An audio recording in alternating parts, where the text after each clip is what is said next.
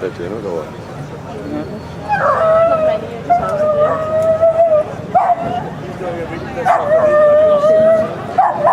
Dat is nog weer, hè?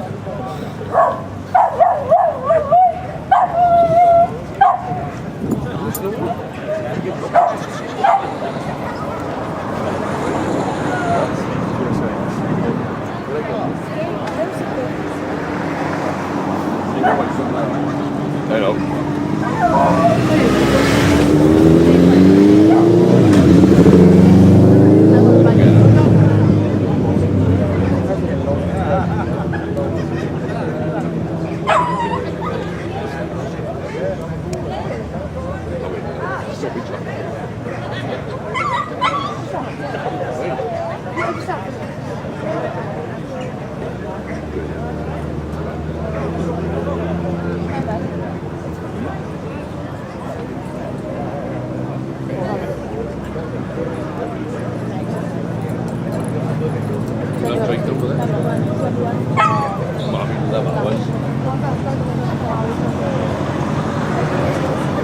Because he really is. I can see some.